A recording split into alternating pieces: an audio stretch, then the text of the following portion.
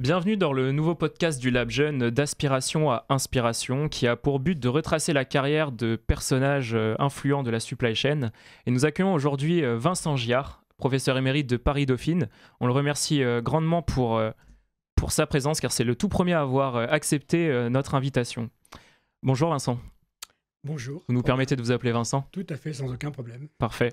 Nous accueillons aussi Apolline, membre du Lab Jeune que vous avez déjà retrouvé, qui est dans le pôle projet du Lab Jeune. Qui est dans le pôle projet du Lab Jeune. Vincent, donc professeur émérite de Paris-Dauphine, aujourd'hui l'objectif c'est de retracer votre carrière. Et comment avez-vous commencé votre carrière? C'est un parcours complètement en dents de scie qui n'a rien à voir au démarrage avec les problématiques de chaîne logistique. Au début, si vous voulez, j'ai fait de l'économie. J'ai voulu faire de l'économétrie. J'étais au démarrage à Caen, dans l'université de Caen. Et pour faire de l'économétrie, il fallait que j'aille sur Paris. Et donc, du coup, j'ai fait Sciences Po en même temps que de l'économétrie. Puis après, j'ai fait, en même temps que je travaillais à la délégation à l'aménagement du territoire, parce que j'avais des problèmes financiers, il faut bien vivre, j'ai travaillé sur des problématiques d'aménagement du territoire. Et j'ai fait une thèse, l'une des premières thèses en économie sur ce thème. Et au bout d'un certain temps, je me suis rendu compte que ce type d'orientation ne me convenait pas. Et j'ai donc changé pour travailler sur des thèmes qui sont beaucoup plus opérationnels. Voilà. Et donc, je suis rentré à ce moment-là à la direction de la recherche de la SNCF, où j'ai travaillé pendant un certain nombre d'années. J'étais devenu le spécialiste des problèmes méthodologiques sur tous les problèmes de choix d'investissement. Voilà. Et puis, parallèlement, j'étais enseignant à l'IAE de Paris, où je pilotais le module de technique quantitative. Et ça m'a donné l'envie de passer le concours d'agrégation de professeur d'université, ce que j'ai fait. Et j'ai eu la chance de réussir au premier concours. Et à ce moment-là, j'ai basculé définitivement sur l'enseignement et tout ce qui touche à la gestion de production, gestion de la chaîne logistique, etc.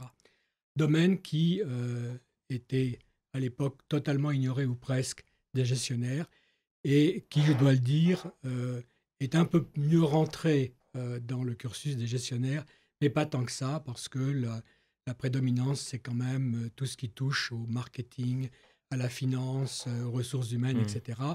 Et les gestionnaires ont tendance à penser que les problèmes de logistique au sens large, c'est des problèmes d'ingénieurs. Et un certain nombre d'écoles d'ingénieurs considèrent encore qu'un certain nombre de ces problèmes relèvent de la gestion. Donc on est sur une espèce de no man's land qui est en train de se restreindre, fort heureusement. Les écoles d'ingénieurs ont fait de gros progrès sur des parties d'évaluation économique et autres. Et chez les gestionnaires, il y a un petit peu d'enseignement dans ce domaine. Pas énormément, mais il y en a quand même un peu. Voilà. D'accord, merci. Et du coup, à quel moment la supply chain, c'est vraiment devenu une évidence dans votre carrière et surtout pourquoi en fait?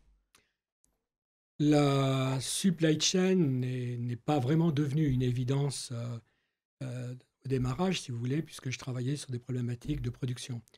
La supply chain, c'est une vision de la production élargie dans laquelle on va essayer de réfléchir sur des relations client-fournisseur en essayant d'aller du client final en remontant, etc. Et donc ça, si vous voulez, ça m'est apparu évident qu'après avoir énormément investi sur les problématiques de gestion de production, où là, il était évident qu'il fallait aller un peu plus loin, dépasser le périmètre pour que les choses fonctionnent.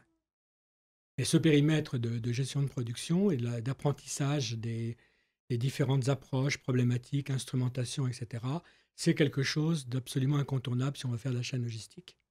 Voilà. D'accord. Merci beaucoup pour la réponse. La vidéo et ce format est destiné vraiment à la jeunesse. Et il y a une grande question pour les jeunes quand ils sont en début de carrière, c'est la réussite et le rapport à l'échec. Est-ce que vous pouvez aujourd'hui nous citer une des plus grandes réussites pour vous? Selon vous, quelle est votre grande réussite de la carrière, de votre carrière? Je ne sais pas très bien. Peut-être que la plus grande réussite de ma carrière, c'est d'avoir formé quelques excellents profs. De ce point de vue-là, si vous voulez, le relais a été transmis. Mais je pense, si vous voulez, que dans des carrières un peu longues, on a des alternances de succès, de joie liées à des choses qui ont bien avancé. Et puis de temps en temps, on prend des claques parce qu'on a fait malgré tout un travail correct et les choses n'ont pas avancé. Une anecdote, si vous voulez, pour expliquer cela.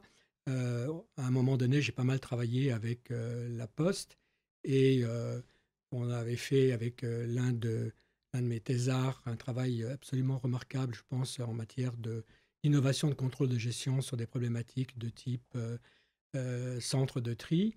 Et le problème, c'est que quand tout a été terminé, alors qu'on avait fait des expérimentations grandeur nature, on avait validé un certain nombre de choses, eh bien, la seule réponse que nous ayons eue après, c'est de dire, bon, mais maintenant, qu'est-ce qu'on fait? Écoutez, la première fois, ce qu'on a fait, ça a été implémenté sur un ensemble de centres de tri. La seconde fois, ça ne vous intéresse pas. Moi, j'ai d'autres opportunités, donc j'ai changé à ce moment-là pour aller plutôt sur le secteur automobile. Voilà, donc si vous voulez, les échecs, c'est toujours très relatif. Et je pense que les échecs, c'est surtout par rapport à ce qu'on pense être un succès. Et on a parfois tort sur la définition de ce que l'on considère comme étant un succès. En tout cas, si vous voulez, moi, ce que je peux dire, c'est qu'il n'y a pas, dans une carrière professionnelle, d'échecs qui ne soient pas porteurs de réussite ultérieurement. Voilà. D'accord. Merci beaucoup. Du coup, on va passer sur votre vision de l'enseignement. Comment vous la définiriez? Alors, sur des problématiques sur lesquelles nous discutons actuellement, je pense qu'il y a deux volets complémentaires en matière d'enseignement, c'est-à-dire qu'il y a d'abord l'acquisition d'un certain nombre de fondamentaux.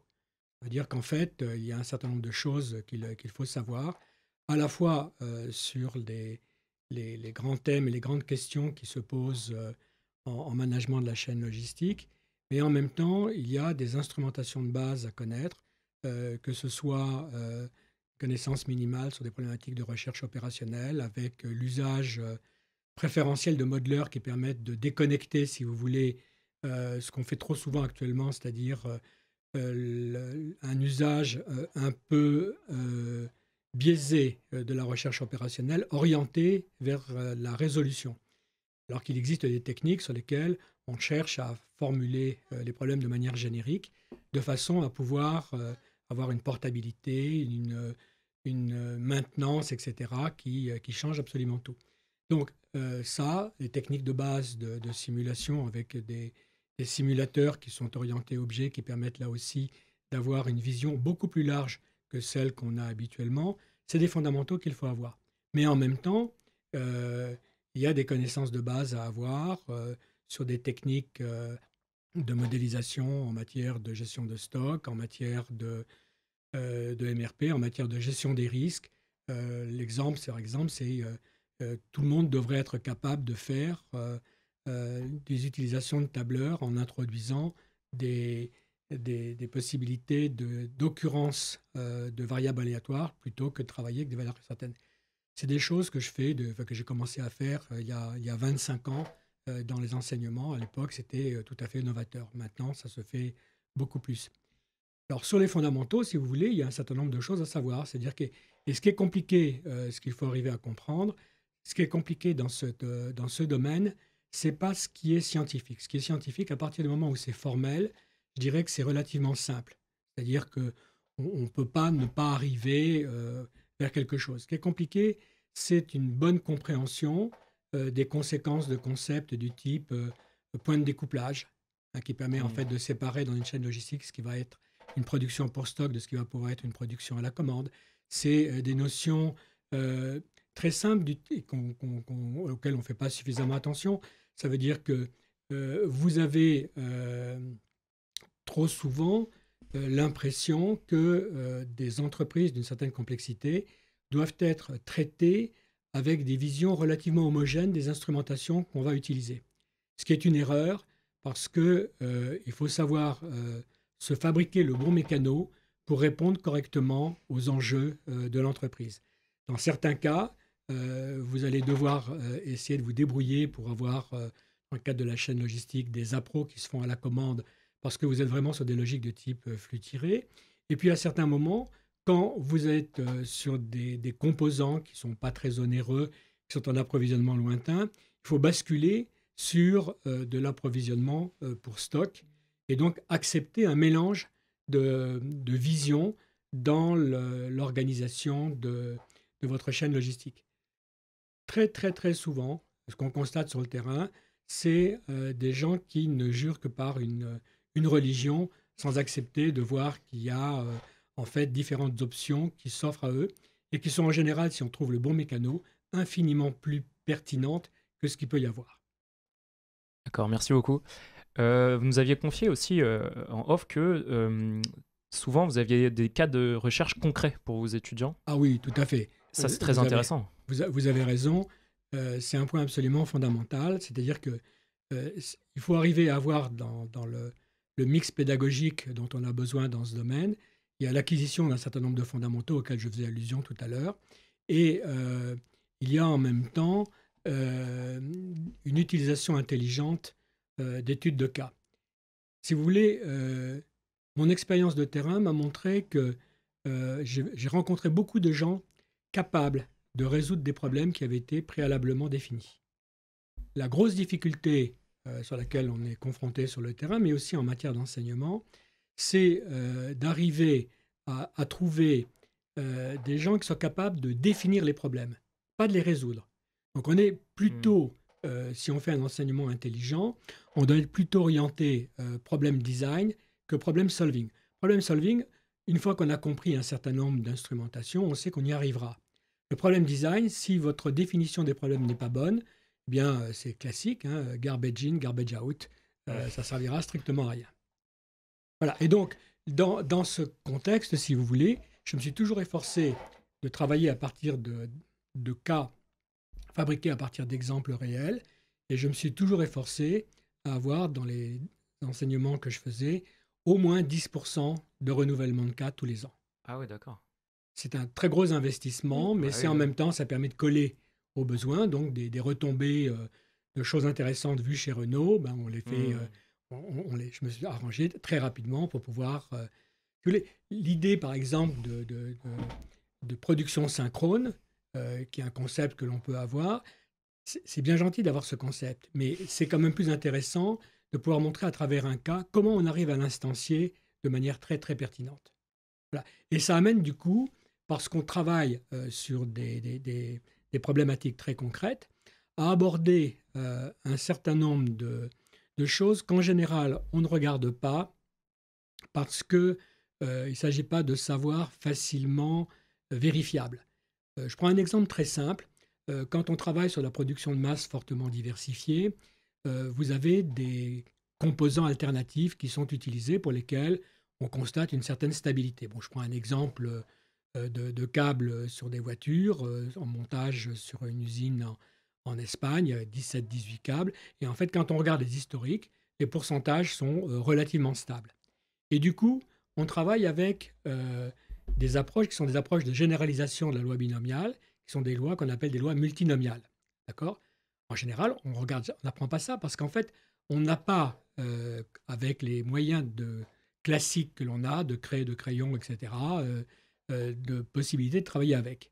Mais dans les enseignements, depuis toujours, dès que ça a été possible, je me suis arrangé pour que tous les cas puissent être traités, y compris le jour de l'examen, à partir d'ordinateurs. D'accord ? Et d'ordinateurs portables, très rapidement, les élèves avaient des ordinateurs portables. Donc, à l'examen, vous avez le droit à tout ce que vous voulez. Alors, on a l'impression que c'est génial, etc. Sauf moderne, que l'envers du décor, c'est que il faut savoir, c'est pas le moment pour regarder, pour découvrir des choses qu'on aurait dû voir avant. C'est une vision très moderne quand même de l'enseignement, qui est appréciée d'ailleurs par les étudiants. Oui, c'est une vision moderne, mais si vous voulez, l'introduction des tableurs dans les enseignements, ça remonte au début des années 80 avec les micro-ordinateurs, non pas des micro-ordinateurs, des mini-ordinateurs avec des logiciels type VisiCalc, etc. Donc toutes ces choses-là, si vous voulez, il y a longtemps qu'on a les moyens. La difficulté que l'on va avoir, c'est de pouvoir mettre en cohérence une technique d'enseignement ou des principes d'enseignement et les principes qu'on va pouvoir retenir au niveau de l'évaluation de la performance des élèves. Et ça, c'est pas toujours évident. C'est-à-dire que vous ne pouvez pas avoir un décalage trop important sur la façon que vous avez d'enseigner les choses à travers des cas qui sont des cas d'une certaine complexité, et puis vous retrouvez en fin de parcours sur des contrôles dans lesquels on va vérifier que vous savez utiliser correctement une table de loi normale. D'accord? Donc on a un écart qui est un écart beaucoup trop important pour que ça puisse marcher. Voilà. Donc ça, c'est, si vous voulez, vous avez raison, ça fait partie des principes importants de mon point de vue en matière d'enseignement. Est-ce que c'est l'une des raisons pour laquelle vous avez voulu créer le master à Paris-Dauphine?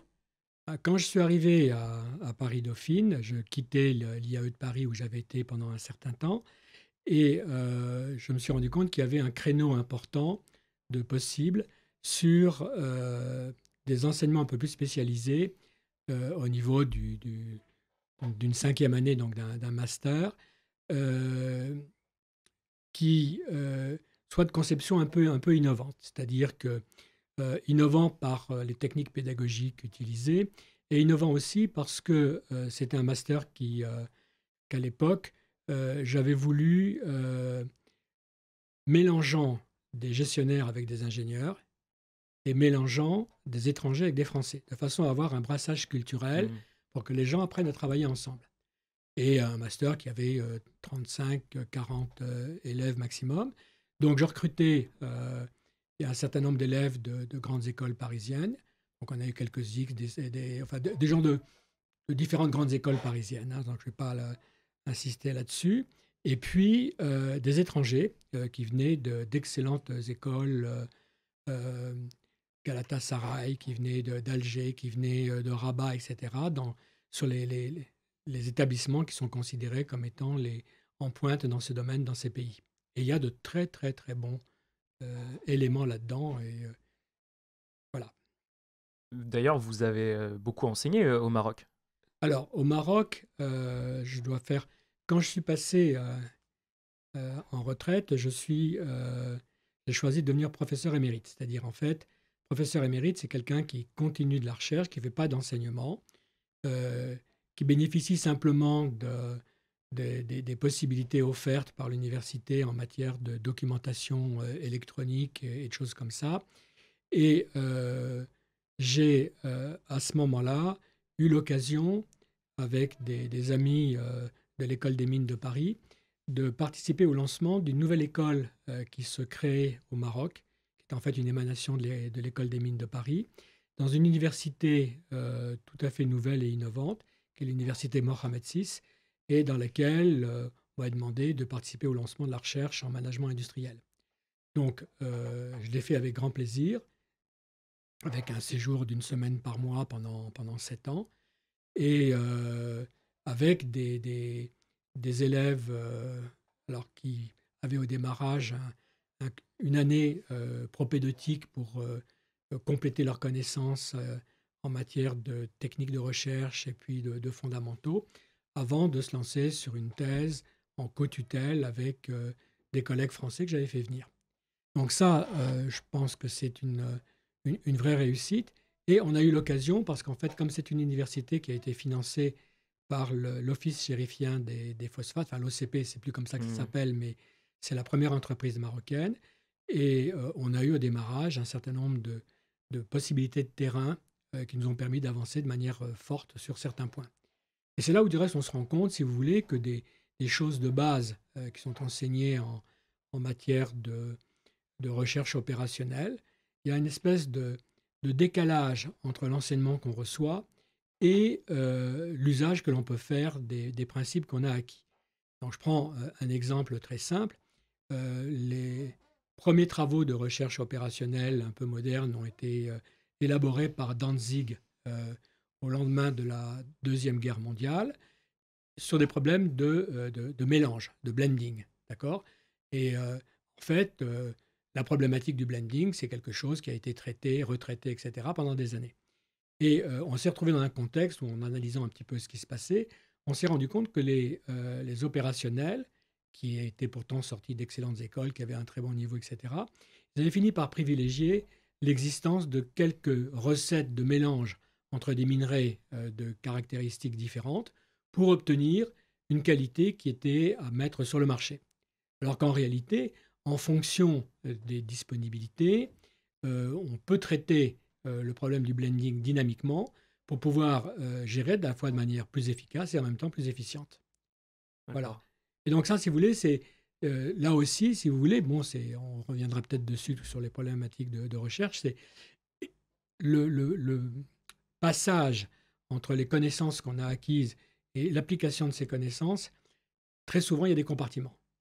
Voilà. Et constater également, si vous voulez, sur le terrain, ou des gens absolument remarquables qui avaient manifestement reçu les bons enseignements, ils avaient oublié. Voilà. Donc, n'oubliez pas et gardez cette espèce de recul critique, à la fois pour ne pas être piégé par les instrumentations que vous cherchez à privilégier, mais en même temps pour comprendre que les choses bougent beaucoup. Et ce qui bouge beaucoup, en particulier, si vous voulez, c'est l'évolution de la puissance de calcul. Moi, j'ai travaillé avec, je crois que j'ai acheté l'un des premiers micro-ordinateurs qui existait, un truc d'IBM qui pesait 14 kilos, qui avait une allure de machine à coudre et qui avait 1000 K en mémoire centrale. Donc, vous imaginez un peu ce que ça peut donner.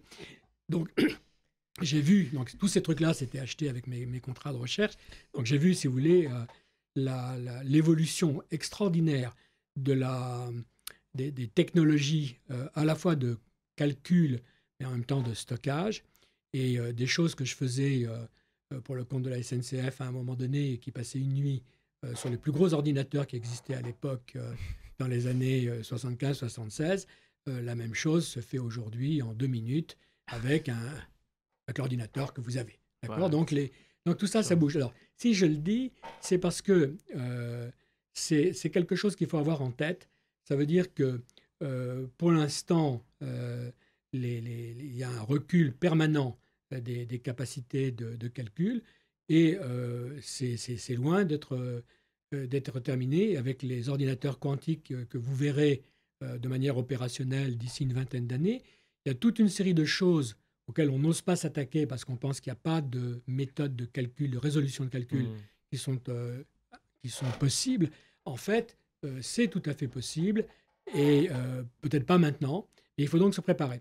Donc, pour les jeunes, ce que j'aurais tendance à dire, gardez en tête que l'évolution technologique est extrêmement rapide et que vous allez pouvoir éventuellement faire des choses qui aujourd'hui ne sont que difficilement accessibles parce que très onéreuses. Donc, reste encore à savoir définir les problèmes, comme vous avez dit. Reste encore à savoir définir les bons problèmes. Est-ce que vous avez l'impression que c'est de plus en plus dur de définir les problèmes ? Non. Non. Non. De toute façon, si vous voulez, l'expérience que j'ai du terrain, c'est que... et on est tous comme ça, hein, d'une certaine façon. Ça veut dire qu'on est prisonnier d'une certaine représentation de la réalité. D'accord ? Et donc, cette représentation de la réalité, très souvent, quand vous arrivez dans une boîte, on vous transmet cette représentation de la réalité qui est le modèle dominant. D'accord ? Ce modèle dominant, il peut avoir des justifications très correctes au moment où ce modèle dominant a été créé. Mais ce que l'on sait, c'est que les évolutions technologiques que l'on a, qui existent depuis le début de la création de ces représentations, les possibilités technologiques ont fait bouger de manière importante les contraintes et vous continuez à conserver comme étant des contraintes, ce qui est en fait des fausses contraintes. Donc, sur le terrain, si vous voulez, il y a la plupart du temps, quand vous faites des analyses un peu poussées avec les gens du terrain, vous essayez de comprendre un peu comment ils font, comment ils procèdent, il y a énormément de fausses contraintes qui n'ont plus du tout de raison d'être. D'accord ? Donc des fausses contraintes du type, je veux pouvoir tout utiliser, travailler avec une seule démarche, etc. etc. Et puis, si vous voulez, des fausses contraintes. Pendant très longtemps, on a été marqué par des cultures papier avec le format A4 et on travaillait avec des formulaires format A4 avec une assez grande complication d'utilisation dès que les choses étaient un peu complexes parce que le formulaire devenait un vrai travail à temps plein pour des spécialistes. En réalité, la construction dynamique de formulaires de manière contextuelle fait que toutes ces choses-là changent totalement de nature. Donc, dans les grandes boîtes, quand vous recrutez quelqu'un de très haut niveau. D'accord ? Donc, vous recrutez un manager senior qui va rejoindre l'équipe de direction. En général, ce qu'on lui fait faire, c'est un tour pendant 2 mois ou 3 mois pour visiter un peu l'entreprise, et on lui demande de faire ce qu'on appelle un rapport d'étonnement. C'est-à-dire qu'il a une certaine expérience, il a une vision, c'est une des raisons pour lesquelles on l'a embauché, et il va pointer un certain nombre d'anomalies qui lui paraissent devoir disparaître. D'accord ? Et c'est l'un des intérêts quand vous recrutez des gens qui ont de la bouteille dans une entreprise d'une certaine dimension. Voilà, donc ce rapport d'étonnement, c'est quelque chose que l'on peut avoir aussi quand on sort d'un cursus académique et qu'on commence à rentrer. Alors, dans le rapport d'étonnement, il y a des choses que vous n'avez pas comprises parce que vous n'avez pas toutes les explications. Et puis, il y a des choses sur lesquelles vous pouvez vous dire, tiens, ça, c'est des contraintes qui n'ont pas d'existence réelle. Elles ne sont plus vraies. Donc, alors, elles ne sont plus vraies, ou en tout cas, on peut les lever de manière intéressante à condition de faire un effort. Et donc, il faut regarder quelles sont les voies qui permettent effectivement de changer la donne. D'accord. Monsieur Gère, merci beaucoup d'avoir participé, d'avoir accepté notre invitation. Je vous en prie, c'était un plaisir. On se retrouvera sur un prochain podcast où on parlera de maisons d'édition, de publication d'ouvrages et de conseils à la jeunesse. Merci beaucoup. Merci, je vous en prie, merci à vous.